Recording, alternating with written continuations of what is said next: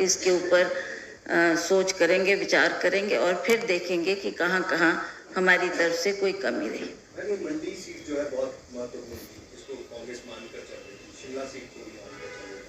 मुख्यमंत्री खुद ये बात कह रहे थे कि दोनों सीटें हमारी हैं। इन दोनों सीटों के ऊपर आपको क्या लग रहा है? तालमेल की खबरें इस तरह से आ रही है, तालमेल नहीं, इस वजह से हार रही है।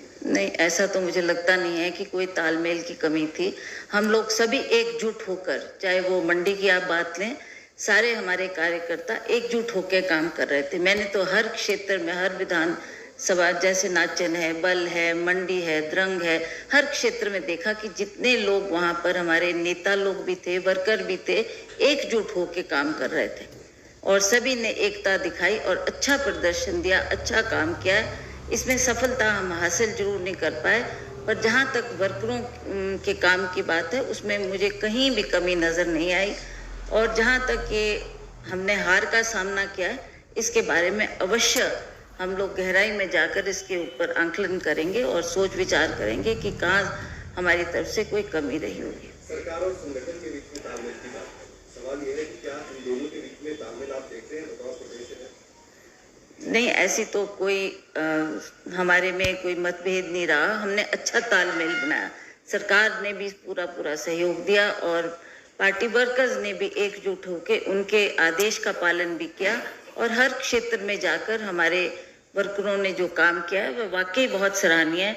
मैं जनता का और खास करके मंडी पार्लियामेंट्री हलके और जो यहाँ शिमला पार्लियामेंट्री हलके के लोगों का भी आभार प्रकट करती हूँ कि उन्होंने भी बहुत मेहनत की, बहुत काम किया, रात दिन एक करके उन्होंने जो फील्ड में काम किया वो हमें नज़र आया।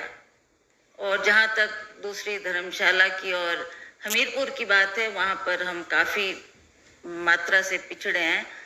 उसके ऊपर हमें थोड़ा संशय जरूर था क्योंकि ये टॉल फिगर्स थे। हमीरपुर में ये कहा जा रहा था अनुराग जी अवश्य जीतेंगे, पर अच्छी फाइट दी हमारी पार्टी ने वहाँ पर भी और कांगड़ा में भी। अब देखेंगे इसमें और क्या कारण है, किसकी वजह से हम इन सीटों पर सफल नहीं हो पाए। मैम, अगर बात करें तो प्रदेश में कांग्रेस की सरकार है और मंडी संसदीय क्षेत्र को सरकार में कोई बड़ा प्रतिनिधित्व नहीं मिला है। क्या आपको लगता है कि कांग्रेस को जो है वो वहाँ की जनता का जो है वो निराशा का सामना करना पड़ा? नहीं, ऐसा कुछ नहीं, ऐसा हमें तो लगा नहीं। इसमें अच्छा तालमेल था, अच्छा कोहेजन था, अच्छा काम किया है सबने। अब किसी को पिन पॉइंट करना और किसी के ऊपर आरोप लगाने, ये भी गलत बात है। ठीक है, ये लोगों का मत था, लोगों की मानना थी और लोगों ने मोदी फैक्टर को देखा होगा। मुझे लगता है कि यही एक कारण जो अभी तक मैं सोच पाई हूँ वो यही होगा कि हम दोबारा मोदी की सरकार को केंद्र में देखना चाहते हैं। ये एक कारण रहा होगा। जहाँ तक काम की बात है, वर्करों ने काम किया है और मेहनत की है, इसमें कोई शक नहीं है। सरकार ने काम नहीं किया ना, नहीं, क्यों नहीं किया? सरकार ने काम किया। सरकार ने काम करती जब इलेक्शन को कोड ऑफ कंडक्ट लगा होता है ना। I mean, हमारी सरकार, कांग्रेस की सरकार ने जहाँ जहाँ जरूरत पड़ी, जहाँ जहाँ हमारे को वर्कर्स की जरूरत थी, उनके आदेश के मुताबिक सभी वर्करों ने काम किया।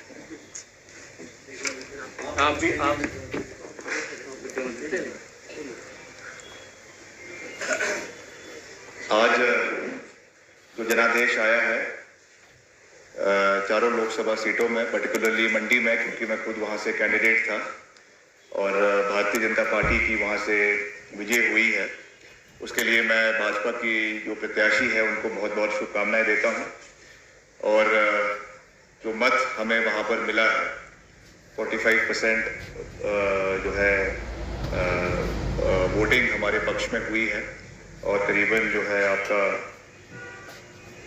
4,50,000 वोट हमें वहाँ पे पड़े हैं। उन सब का मैं सबसे पहले मतदाताओं का और सभी पार्टी के कार्यकर्ताओं का बहुत बहुत धन्यवाद करना चाहता हूँ कि उन्होंने हमें ये समर्थन दिया, प्यार दिया और आशीर्वाद दिया। राजनीति में, पॉलिटिक्स में और ख़ास करके जो इलेक्शंस में, चुनावों में हार जीत चली रहती है, इसे हमें पॉजिटिव स्ट्राइड में लेने की आवश्यकता है।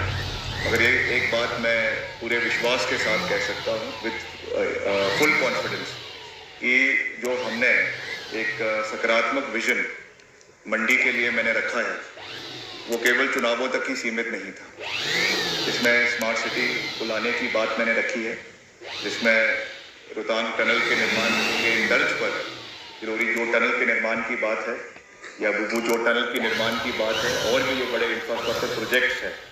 आज सरकार प्रदेश के अंदर मजबूत है और सरकार को पुनः 4 विधायक हमारे वापस जीत कर आए हैं। Stability of the government has been confirmed. 3.5-4 साल तक कांग्रेस पार्टी की सरकार प्रदेश के अंदर पूर्ण बहुमत के साथ चलेगी, इसमें कोई दो राय नहीं है। और जैसा मैंने कहा कि जीत हार एक पहलू है, 2 पहलू है, मगर हम निरंतर वहाँ के लोगों के साथ खड़े हैं। जिन लोगों ने समर्थन किया उनके साथ भी, जिन्होंने किन्हीं कारणोंवश नहीं किया उनके साथ भी, और मिलकर जो वहाँ के कार्य है उनको आगे लेकर जाना, उसमें अपना पूरा योगदान वहाँ के विकास के लिए देना, ये हमारी प्राथमिकता रहेगी। इस विषय के लिए मैं आने वाले समय में, क्योंकि अभी जल्दी है, मगर आने वाले समय में बहुत निकट भविष्य में मैं वहाँ का एक दौरा भी करूँगा, और जो वहाँ के प्रोजेक्ट्स है हमें कैसे उसको सरकार के माध्यम से आने वाले समय में केंद्र के समक्ष उठाना है, उस विषय के ऊपर चर्चाएं होगी।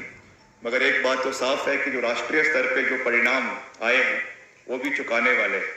जिस तरीके से 400 पार की बातें कही जा रही थी, आज वो आंकड़ा भाजपा से और एनडीए से कोसों दूर है। 250 का आंकड़ा भी बीजेपी अपने आप पे, अपने बलबूते पर पार नहीं कर पाई है। और आज जो है वो लग रहा है कि मोदी जी को अपना मुखौटा हटाकर वाजपेयी साहब का मुखौटा अपने चेहरे पर लगाने की आवश्यकता पड़ सकती है। इसलिए जो बातें गठबंधन से आज तक नहीं हो रही थी, किसी को उप प्रधानमंत्री बनाने की बात हो रही है, किसी को और चीज़ें हो रही है, इसके क्या परिणाम निकलेंगे आने वाले समय में वो तो हमारा राष्ट्रीय जो हमारा सेंट्रल लीडरशिप है पार्टी का, वो तय करेंगे कि कौन एनडीए में रहता है और कौन वहाँ से इंडिया गठबंधन में आता है, क्योंकि कांटे की टक्कर है, वो चीज़ें राष्ट्रीय स्तर पर तय होगी। मगर ये ज़रूर है कि जो 400 पार का ये एक आंकड़ा पूरे देश के अंदर दे रहे थे, उससे देश की जनता ने उसके खिलाफ मैंडेट दिया है, और नैतिकता पर ये भाजपा के खिलाफ ये मैंडेट है।